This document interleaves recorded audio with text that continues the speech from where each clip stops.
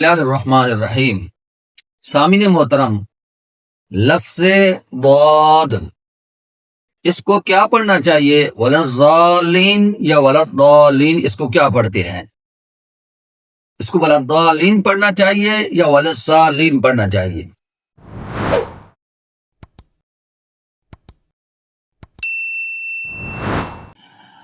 اور یہ مسئلہ چونکہ تجوید و قرات کا مسئلہ ہے، اور اس پر میں نے ایک کلپ سنا ہے مفتی عبد الواحد قریشی کا۔ اس سے جب یہ سوال ہوا تو اس نے اس کو مذاق کے انداز میں بتا دیا، ٹال دیا، اور اس نے یہ کہا کہ ولضالین نہیں ہے، یہ ولضالین ہے، چونکہ نجد کے لوگ جو ہے وہ زواد پڑھ نہیں سکتے ولضالین، اس لیے وہ جو ہے ولضالین پڑھتے ہیں۔ یہ دلیل دی ہے کہ جو عرب کے اندر لوگ ولضالین پڑھتے ہیں تو وہ مجبوری کی وجہ سے پڑھتے ہیں، وہ زواد پڑھ نہیں سکتے۔ جبکہ سامعین محترم، حقیقت یہ ہے، آپ پہلے یہ کلپ سماعت فرما لیں، میں پھر آپ کو پوری اس کی حقیقت سمجھاتا ہوں۔ انشاءاللہ آپ کو ایسا سمجھاؤں گا اس لفظ کے بارے میں، اس کے مخرج اور اس کے تلفظ کے بارے میں، کہ انشاءاللہ پھر دوبارہ کبھی بھی آپ کو غلطی نہیں لگے گی۔ مفتی صاحب، ضاد پڑھنا چاہیے یا داد پڑھنا چاہیے؟ اور خدا کے بندے، عربی میں داد نام کا لفظ کوئی نہیں ہے، ضاد ہے۔ وہ نجد کے لوگ ضاد پڑھ نہیں سکتے، وہ ضالین پڑھتے ہیں۔ آپ ان کے چکروں میں یہ عربی کے الفاظ اردو میں جب ہم بولتے ہیں تو وہ لفظ اردو کا نہیں ہوتا عربی کا ہے۔ کوئی کہتا ہے مجھے اس چیز کی ضرورت ہے، سارے کہتے ہیں مجھے اس چیز کی ضرورت ہے، واہ سبحان اللہ۔ کوئی کہتا ہے میرے اوپر مرد چڑھ گیا ہے، سب کہتے ہیں مرض چڑھ گیا ہے۔ خدا کے بندے، سب کہتے ہیں مرض چڑھ گیا ہے۔ تو ادھر تو آپ کو دال نظر نہیں آتی، یہ ضالین پر آپ کو نظر آ جاتی ہے، غیر المغضوب علیہم ولا الضالین۔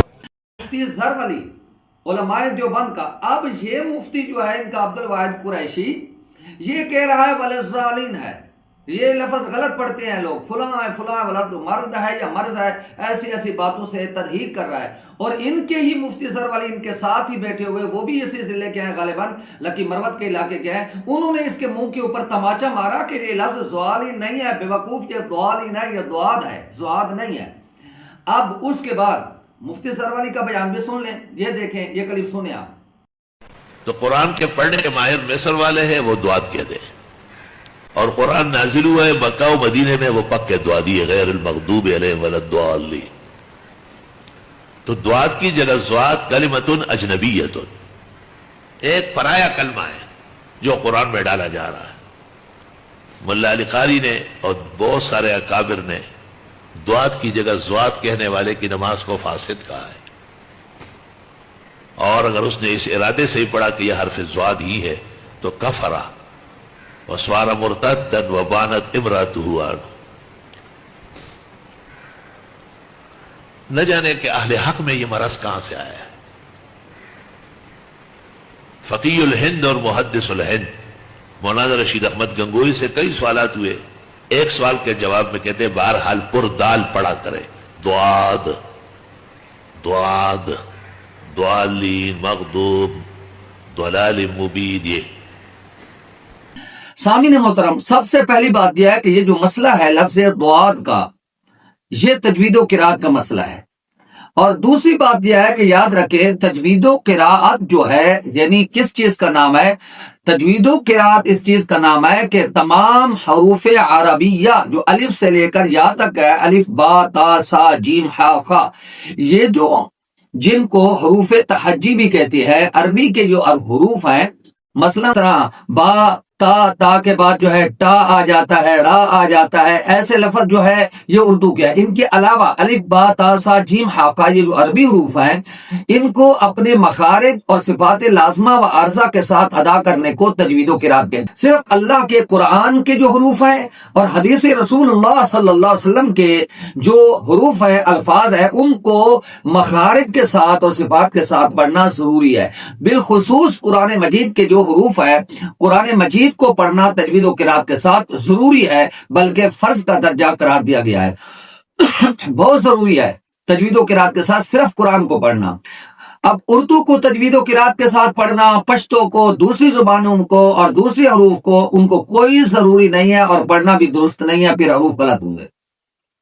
اب اس موصوف کو پہلی بات تو یہ ہے کہ تجوید و قرات کے متعلق کوئی علم ہی نہیں ہے، بالکل بالکل علم ہی نہیں ہے، تجوید کی تا نہیں جانتا، کچھ بھی نہیں جانتا۔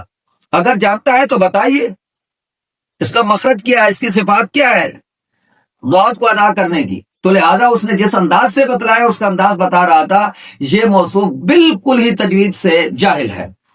اور بہت سارے ہمارے علماء کرام ہیں جو تجوید و قرات نہیں جانتے، جو تجوید و قرات نہیں جانتے، یہ ان کا مسئلہ ہے ہی نہیں۔ لوگ ان سے مسئلہ پوچھتے ہیں جن کا مسئلہ ہی نہیں ہے، مفتی تقی عثمانی ہو یا مفتی منیب الرحمان صاحب ہو، طارق مسعود ہو، جو بھی ہو، عبد الواحد قریشی ہو، مفتی زرولی ہو، جو بھی ہو، یہ مفتیان کرام کا مسئلہ ہی نہیں ہے۔ ہاں اس مفتی کا یہ مسئلہ ہے جو تجوید و قرات پڑھا ہوا ہے۔ پوری دنیا کے قاری سنے، کوئی بھی قاری ولا زال ہی نہیں پڑھا، نہ پڑھتا ہے نہ پڑھ سکتا ہے، کوئی بھی قاری نہیں پڑھ سکتا۔ اور اکثر دیوبندی پڑھتے ہیں ولا زالی، وہ پڑھتے ہیں جو تجوید و قرات نہیں جانتے۔ جو اب تم ہی مکہ مدینہ والوں کو کیوں نہیں مانتے، ان کی قرات کو مانو۔ تو سامنے محترم، اصل بات یہ ہے ان کو تلفظ کے ادا کرنے کا طریقہ نہیں ہے۔ پہلی بات میں سمجھا چکا ہوں کہ مخارج کے ساتھ حروف کو پڑھنا یہ صرف قرآن کے ساتھ ہے۔ مثلا آپ پڑھتے ہیں کسی کا نام اسماعیل ہوتا ہے، یعقوب ہوتا ہے، اسحاق ہوتا ہے، ہر آدمی بولتا ہے اسماعیل اسماعیل اسحاق یعقوب، لیکن اس کو یوں نہیں کہا جاتا کہ کسی کا نام آپ بلائیں تو کہیں اسماعیل اسحاق، اس طرح کوئی نہیں کہتا، چونکہ اردو میں تجوید و قرات کا لحاظ نہیں ہوتا، عربی میں ہوتا ہے۔ اگر یہ زبان کی کروٹ یہ اوپر والی داڑوں پہ لگائیں، چاہے دائیں جانب چاہے بائیں جانب، آپ زواد پڑھ کے دکھائیں، جی بسم اللہ، ہم مان لیں گے۔ زواد ادا ہی نہیں ہوتا اگر صحیح مخرج سے اس کو ادا کیا جائے۔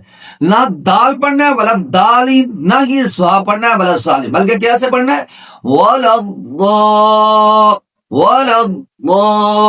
یعنی دال کے ساتھ حروف آواز کی مشابت ہے لیکن دال پڑھنی نہیں، ایسا نہیں پڑھنا، ولدالین ایسا نہیں پڑھنا،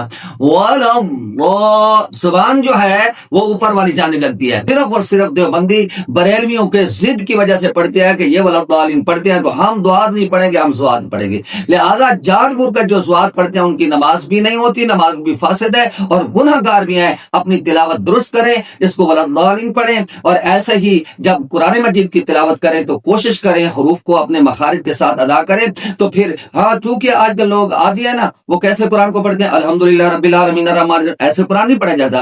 قرآن کو خوبصورت انداز سے پڑھا کریں، الحمدللہ رب العالمین الرحمن الرحیم مالک یوم الدین ایاک نعبد و ایاک نستعین اهدنا الصراط المستقيم صراط الذين أنعمت عليهم غير المغضوب عليهم ولا